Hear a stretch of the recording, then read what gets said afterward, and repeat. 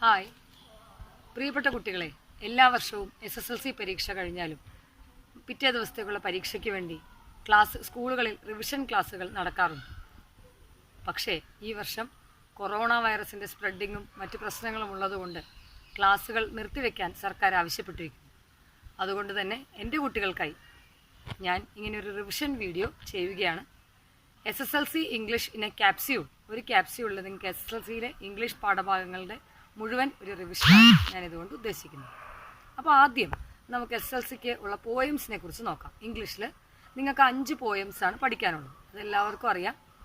സാധാരണയായി പോയത്തിൽ നിന്ന് വരുന്ന ഒരു ക്വസ്റ്റ്യൻ എന്ന് പറയുന്നത് 2 ക്വസ്റ്റ്യൻസാണ്. ഒന്ന് അപ്രീസിയേഷൻ ഓഫ് ദ പോയം എഴുതാനും, മറ്റൊന്ന് ഒരു പോയത്തിൻ്റെ 4-5 ലൈൻസ് തന്നിട്ട് അതിൽ നിന്ന് ഒരു 5-6 ക്വസ്റ്റ്യൻസ് ചോദിക്കുന്ന ഒരവസ്ഥയുമുണ്ട്. നമ്മുടെ കുട്ടികൾക്ക് ഇത് ഈ രണ്ട് തരത്തിലുള്ള ചോദ്യങ്ങളും വളരെ എളുപ്പത്തിൽ തന്നെ ഉത്തരം കണ്ടുപിടിക്കാനായിട്ട് സാധിക്കും. അപ്രീസിയേഷൻ എഴുതാൻ വളരെയധികം നിങ്ങൾ പരിചയിച്ച് കഴിഞ്ഞു, കൂടുതലൊന്നും പറയേണ്ട ആവശ്യകതയില്ല. Lines written in early spring എന്ന് പറയുന്ന നമ്മുടെ ആദ്യത്തെ പോയം, ആ പോയമാണ് ഈ വർഷം കൂട്ടിച്ചേർക്കപ്പെട്ടിട്ടുള്ള നമ്മുടെ പോയം. ഈ വർഷം ഇംഗ്ലീഷ് ടെക്സ്റ്റിൽ കൂട്ടിച്ചേർക്കപ്പെട്ടിട്ടുള്ള ഒരു പോയമാണ് അത്. മറ്റ് 4 പോയംസും കഴിഞ്ഞ വർഷവും പഠിക്കാനുണ്ടായിരുന്നത് തന്നെയാണ്. അതുകൊണ്ട് തന്നെ ചിലപ്പോൾ അതിൽ നിന്നാകാം അപ്രീസിയേഷൻ ഓഫ് ദ പോയം ചോദിക്കുന്നത്. ഇനി നമുക്ക് ആ lines written in early spring എന്ന പോയത്തെക്കുറിച്ച് നമുക്കൊന്ന് നോക്കാം. ആ പോയം വില്യം വേർഡ്സ്വർത്തിൻ്റെ പോയമാണ്. വില്യം വേർഡ്സ്വർത്ത് എന്ന് പറയുമ്പോൾ തന്നെ നേച്ചർ പോയിറ്റാണ്, അതായത് പ്രകൃതിയെ സ്നേഹിക്കുന്ന, പ്രകൃതിയെക്കുറിച്ച് ഒരുപാട് കവിതകൾ എഴുതിയിട്ടുള്ള ഒരു കവിയാണ് വില്യം വേർഡ്സ്വർത്ത്. അദ്ദേഹത്തിൻ്റെ ഒരു കവിതയാണ് lines written in early spring. നമ്മുടെ ഇന്നത്തെ ഈ അവസ്ഥയിൽ പ്രകൃതിയെ നശിപ്പിക്കാനായി മനുഷ്യൻ ശ്രമിക്കുന്ന, പ്രകൃതിയെ ചൂഷണം ചെയ്യുന്ന ഈ അവസ്ഥയിൽ ഈ കവിതയ്ക്കുള്ള പ്രാധാന്യം വളരെ വലുതാണ്. ഈ കവിതയുടെ ആദ്യ ഭാഗങ്ങളിൽ നമുക്ക് കാണാം, ഒരു പോയറ്റ് ഒരു വിശ്രമ സ്ഥലത്ത്, അതായത് ഒരു മരത്തിൻ്റെ ചുവട്ടിലിരിക്കുകയും അവിടെ പ്രകൃതി മുഴുവൻ സന്തോഷിക്കുകയും ചെയ്യുന്നു. ഇത്രയും സന്തോഷങ്ങൾക്കിടയിലും, പ്രകൃതിയുടെ ഈ സന്തോഷങ്ങൾക്കിടയിലും സത്യത്തിൽ ദുഃഖകരമായ തോട്ട്സ്, സാഡ് തോട്ട്സും കൂടെ പോയറ്റിൻ്റെ മനസ്സിലേക്ക് വരികയാണ്. അപ്പോൾ ഈ പ്ലസൻ്റ് ആയിട്ടുള്ള തോട്ട്സിൻ്റെ കൂടെ സാഡ് തോട്ട്സും വരുമ്പം അത് ഓക്സിമെറോൺ എന്ന് പറയുന്ന ഒരു പോയിറ്റിക് ഡിവൈസിന് ഉദാഹരണമാണ്. അതായത് ഓപ്പോസിറ്റ് ആയിട്ടുള്ള 2 കാര്യങ്ങൾ ഒരേ സമയം ഒരു ലൈനിൽ പറഞ്ഞിരിക്കുന്നത്, അത് ഓക്സിമെറോണിന് എക്സാമ്പിളാണ്. അതുപോലെ ഒത്തിരി പോയിറ്റിക് ഡിവൈസസ് ഉള്ളതെല്ലാം നമ്മൾ ഇതിനകത്ത് ചേർക്കേണ്ടതുണ്ട്. അപ്പോൾ അതുകൊണ്ട് തന്നെ ആ പ്ലസൻറ്റ് മൂഡിലിരിക്കുമ്പം പ്രകൃതി ആകെ സന്തോഷവതിയാണ്, ബേർഡ്സ് എല്ലാം ഹാപ്പിയാണ്, ഫ്ലവേഴ്സ് ഹാപ്പിയാണ്, എല്ലാം ഹാപ്പിയാണ്.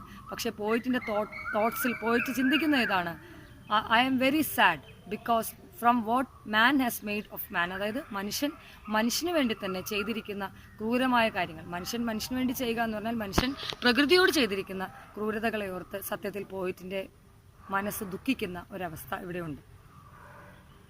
പിന്നെ അതിലെ ഓരോ ലൈനും വായിക്കുമ്പോൾ നമുക്ക് മനസ്സിലാവും ബേർഡ്സ് ഹാപ്പി എന്നുള്ളതിന് കൃത്യമായ ലൈൻസ് ഉണ്ട്. അതുപോലെ തന്നെ ഫ്ലവേഴ്സിൻ്റെ കാര്യത്തിലും കൃത്യമായ ലൈൻസ് ഉണ്ട്. പിന്നെ അതിലെ ഒരു ഏറ്റവും വലിയൊരു പോയിന്റ് എന്ന് പറയുന്നത് നമ്മുടെ പോയം ഈ lines written in early spring, അതൊരു 4 ലൈൻ സ്റ്റാൻസാസിൽ എഴുതിയിരിക്കുന്ന ഒരു പോയമാണ്. അതൊരു റൊമാൻറ്റിക് പോയത്തിൻ്റെ വിഭാഗത്തിൽ വരുന്നതാണ്. അതുപോലെ തന്നെ iambic പെൻറ്റമീറ്ററിലാണ്. A B rhyme scheme അതിനകത്തുണ്ട്. പിന്നെ ഞാൻ നേരത്തെ നിങ്ങളോട് പറഞ്ഞിട്ടുണ്ട്, ഇത് ഫ്രഞ്ച് റവല്യൂഷൻ അല്ലെങ്കിൽ ഇൻഡസ്ട്രിയൽ റവല്യൂഷൻ്റെയൊക്കെ സമയത്താണ് ഈ പോയം എഴുതപ്പെടുന്നത്. അപ്പോൾ നേച്ചറിനെ ഇൻഡസ്ട്രിയൽ റവല്യൂഷൻ എത്രമാത്രം ബാധിക്കുന്നു എന്നുള്ളതും പോയറ്റിനെ സങ്കടപ്പെടുത്തുന്ന ഒരു വസ്തുതയാണ്.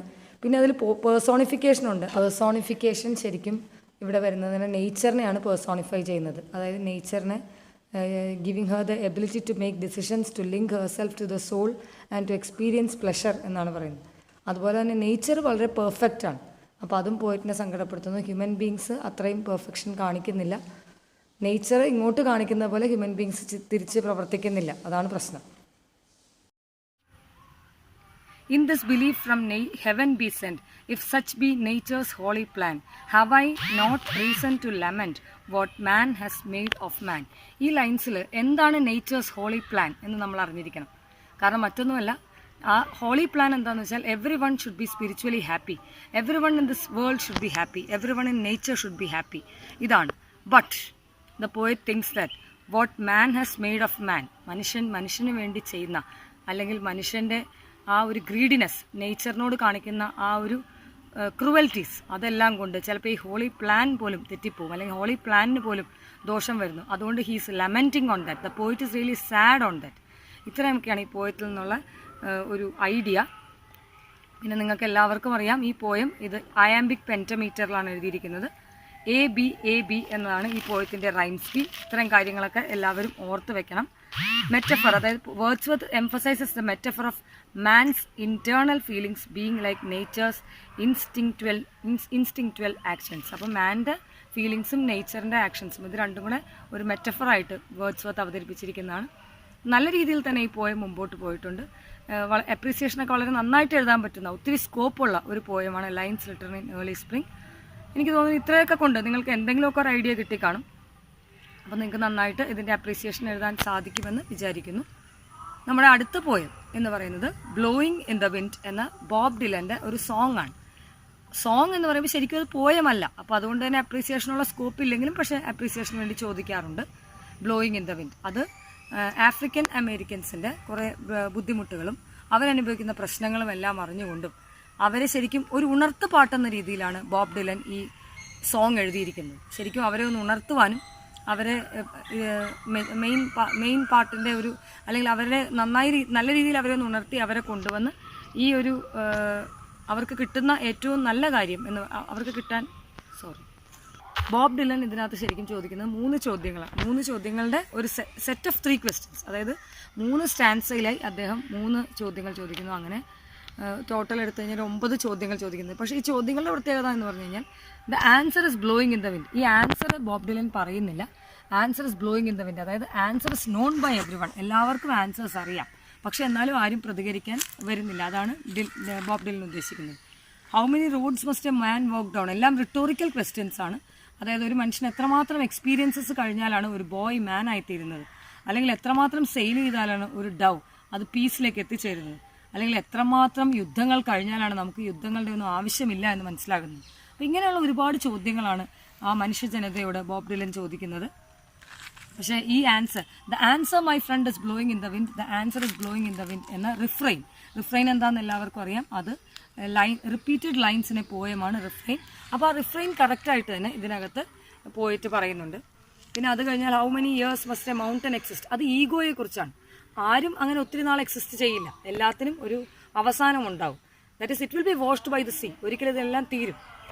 Yes, how many years must some people exist, that is some people they don't know actually what they are doing before they are allowed to free. അപ്പം ആളുകൾ അറിയണം, അതായത് Bob Dylan is telling the fact that these people, that is his people, they are in chains now. They should understand the value of freedom and they should be free. Then how many times can a man turn his head? That is many times the whites, they are turning the head against the blacks. And ഇതിനൊരു അവസാനം ഉണ്ടാവും. They cannot turn their heads always എന്ന് തന്നെയാണ് Bob Dylan ഉദ്ദേശിക്കുന്നത്. And നമ്മൾ സ്കൈയിലേക്ക് നോക്കുമ്പോൾ ഒത്തിരി തടസ്സങ്ങൾ നമുക്കുണ്ടാവും. When we are looking up the sky, there are a lot of problems. But Bob Dylan is telling we have to look at the sky. Then how many years must one man have before he can hear people cry? So one man, he should have the ears. Ears എന്ന് ശരിക്കും നമ്മൾ കേൾക്കണം, ആ ചെവി വെറുതെ അല്ല. We have to hear. And how many deaths will it take till he knows that too many people have died? ഒത്തിരി ആളുകൾ മരിച്ചു കഴിയുമ്പോഴേ, കുറേ ഡെത്ത്സ് നടന്നു കഴിയുമ്പോഴേ നമുക്കതിൻ്റെ ഒരു ആവശ്യമൊന്നും ഇല്ലായിരുന്നു എന്ന് ഉള്ള സത്യം നമ്മൾ മനസ്സിലാക്കിയുള്ളൂ. The answer my friend is blowing in the wind, the answer is blowing in the wind എന്ന ലൈൻസിൽ നിന്ന് ബോബ് ഡിലൻ ശരിക്കും ആ ഒരു എല്ലാവർക്കും അറിയാവുന്ന ആൻസർ തന്നെയാണ് ഇത് എന്ന് പറഞ്ഞു തരാണ്. ഇതിനകത്തുള്ള ഏറ്റവും ഇത് റൈം സ്കീം ഒന്നുമില്ല, ഇതൊരു സോങ് ആണെന്ന് ആദ്യമേ പറഞ്ഞിരുന്നല്ലോ. അതുകൊണ്ട് തന്നെ ഇത് ഫ്രീ വേഴ്സിലുള്ള ഒരു പോയമാണ്, റൈം സ്കീം ഇല്ല. പിന്നെ ഇതിലെ ഫിഗർ ഓഫ് സ്പീച്ച് എന്ന് പറയുന്നത് റിഫ്രൈനാണ്. റിഫ്രൈനാണ് ഇതിനകത്ത് main figure of speech. Visual images ഒരുപാടുള്ളൊരു പോയമാണിത്. Roads, സീസ്, white Dove, Canon balls, mountain, sky, ഇതെല്ലാം വിഷ്വൽ ഇമേജസ് ആണ്. ഓഡിറ്ററി ഇമേജസ് നമുക്ക് കേൾക്കാൻ സാധിക്കുന്ന ഇമേജസ്, അതായത് blowing in the wind, hearing people cry, ഇതെല്ലാം ഓഡിറ്ററി ഇമേജസ് ആണ്. പിന്നെ ഇതിൻ്റെ ടോൺ, ഈ സോങ്ങിൻ്റെ ടോൺ എന്ന് പറയുന്നത് അത് ഹോപ്പ്ഫുൾ ആയിട്ടുള്ളൊരു ടോണാണ്. അതായത് ബോബ് ഡിലൻ ഇപ്പോഴും വിശ്വസിക്കുന്നു ഇതെല്ലാം മാറും, and the good times will come എന്ന് ബോബ് ഡിലൻ വിശ്വസിക്കുന്നു. അപ്പോൾ അതാണ് നമ്മുടെ ഈ ബ്ലോയിങ് ഇൻ ദ വിൻഡ് എന്ന് പറയുന്ന പോയത്തെക്കുറിച്ച് നമുക്ക് ഇത്ര മാത്രമേ അറിയേണ്ടതുള്ളൂ. So I think now blowing in the wind is also clear to you all. ഞാൻ ഇംഗ്ലീഷും മലയാളവും 2 ലാംഗ്വേജ് ഉപയോഗിക്കുന്നതിൻ്റെ കാരണം ഞാൻ ബ്രൈറ്റ് സ്റ്റുഡൻസിനെ മാത്രം ഉദ്ദേശിച്ചല്ല ഈ വീഡിയോ ചെയ്യുന്നത്. It is also meant for the average and below average children. So I am really using both the languages. അതാണ് 2 ലാംഗ്വേജിൽ ഞാൻ പറഞ്ഞുകൊണ്ടിരിക്കുന്നത്. So let's come to an end, or let's conclude the poem Blowing in the Wind, and let us discuss the next poem very short.